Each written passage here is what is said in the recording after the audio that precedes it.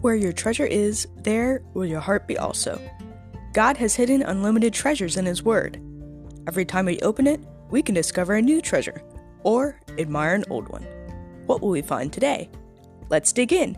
Here's Carla Early with Treasure Hunt in the Word.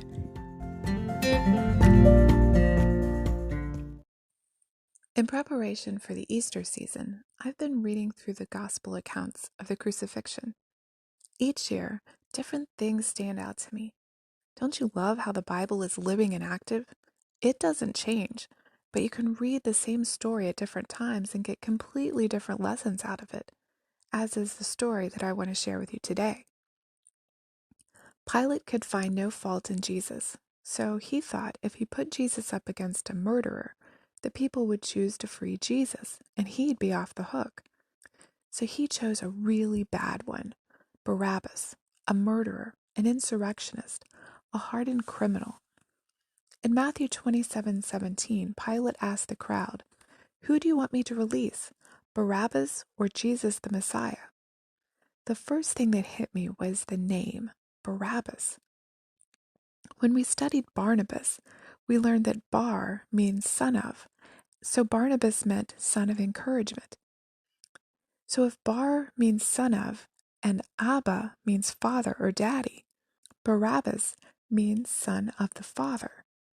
And that's who Jesus was, son of the Father in heaven. So Pilate's question was really, do you want the son of the Father of this world, or do you want the son of the Father of heaven? What's your choice? Barabbas had led an insurrection.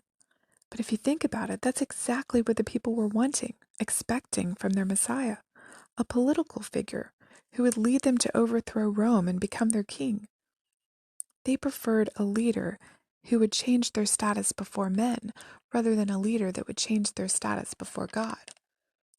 They wanted a temporary kingdom on earth that they could see, not a permanent kingdom in heaven that they could only view with their hearts. They chose Barabbas. We have the same choice every day. Will we live choosing to follow the son of the world's father or the son of the heavenly Father? Another thought on Barabbas. He was a murderer, an insurrection leader, a sinner. He was on death row, facing the worst instrument of torture known to man, the cross. Imagine his bewilderment when he was brought before Pilate and stood up next to another prisoner, and the crowd chose him to live and the other prisoner to die. He was freed, and the other prisoner took his place on the cross. What a picture of salvation.